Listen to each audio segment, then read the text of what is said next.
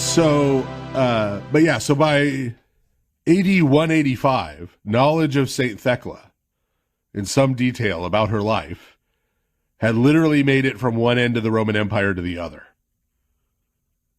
completely apart from this text, as far as we could tell. Now in the text, St. Thecla is one of St. Paul's first converts at the city of Iconium when he goes there on his first missionary journey. So this is kind of an overlap with the canonical Acts of the Apostles.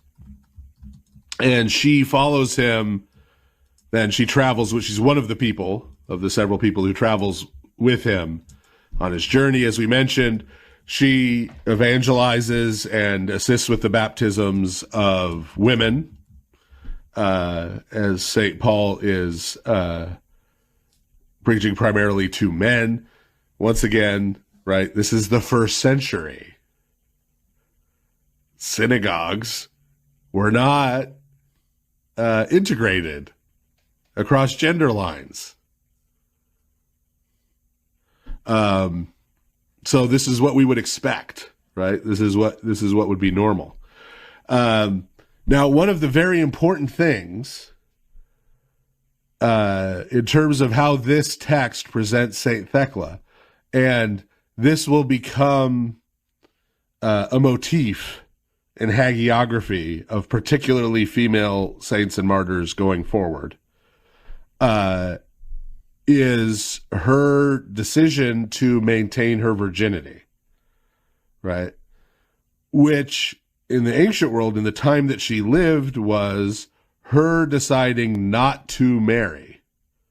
Yeah, which that's not a thing in the first That's century. not a thing that women were allowed to do. Yes. Yeah, it just not, it was just unthinkable. But within the text, she is allowed to do it because she's making that decision in line with things we see St. Paul saying. Yeah. In his canonical epistles, so that she could devote herself to serving Christ entirely. Devote her whole life, continue traveling with St. Paul rather than being married, staying in one place, raising children, right? She wants to continue to travel, help spread the gospel, serve him, serve Christ with her whole life. Okay. Now that may not sound that crazy to us, right? But as Father Andrew pointed out, number one, that was a thing you were not allowed to do in the ancient world, even in the ancient Jewish world. Women did not have that right to say no to marriage for that or any reason. But also the Christian embrace of that idea. This is the beginning of the development of the whole idea of sexual consent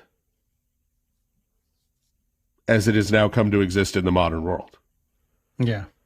Right. And regardless of what you think the current state of that discourse is, right, until the coming of Christianity, there was no such concept. Right. It is very difficult to separate in ancient stories and ancient narratives, even when you're going through the Torah and some of the commandments, to separate consensual sexual relations from sexual assault. Yeah. Right. So when you see the word, here goes our modernization. I'll just kill it right now. When you see the word rape in ancient texts, like ancient Greek texts, right? There are several texts, famous paintings and stuff, the rape of this female character. Rape is not a concept that had something to do with consent. Rape was having sexual relations with someone either surreptitiously, like secretly, like because they were married to someone else, you were sneaking around, or under false pretenses. You were pretending to be a different person. Well, and even the English word rape within, literally just within our lifetimes. It used to mean, I mean, it's often had the sexual sense to it, but it used to also have a very strong sense of just meaning to carry, especially carry a woman off.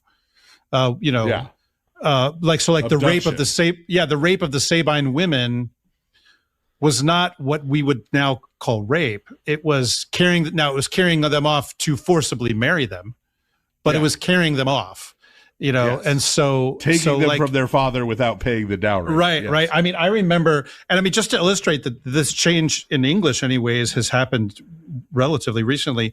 There was the longest running off. See, this may be the first time first in a long time we've mentioned Broadway musicals, but actually this is off Broadway. The longest running off Broadway musical for a long time was a show called The Fantastics, and in The Fantastics there was a song called Rape, and it was not about sexual assault.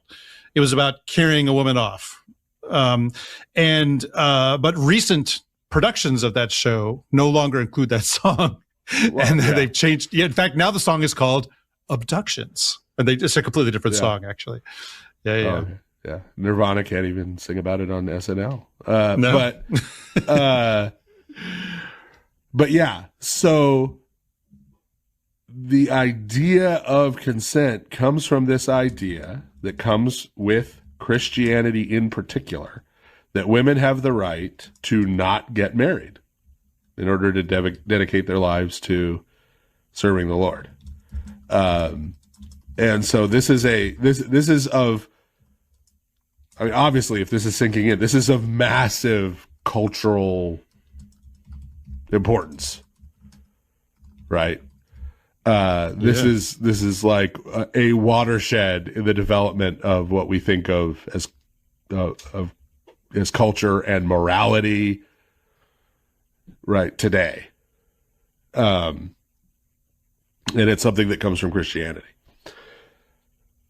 So, and it's why, and then we'll move on, but it's why anybody who tells you that Christianity is misogynistic and acts like the pagan world loved women pre-Christianity, you should just laugh in their face and watch. Yeah, it's exactly the opposite of true. Because they know nothing, right?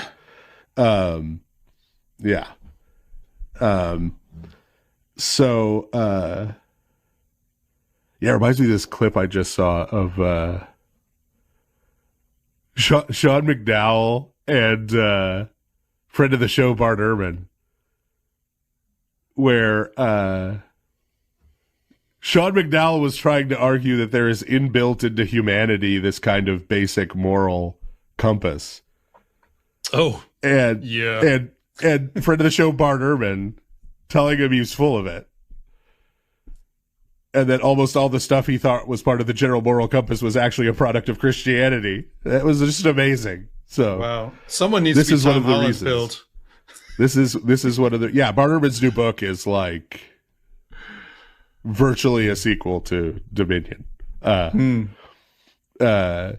yeah, one of the many reasons he's friend of the show. Yeah, it's just this bizarre moment.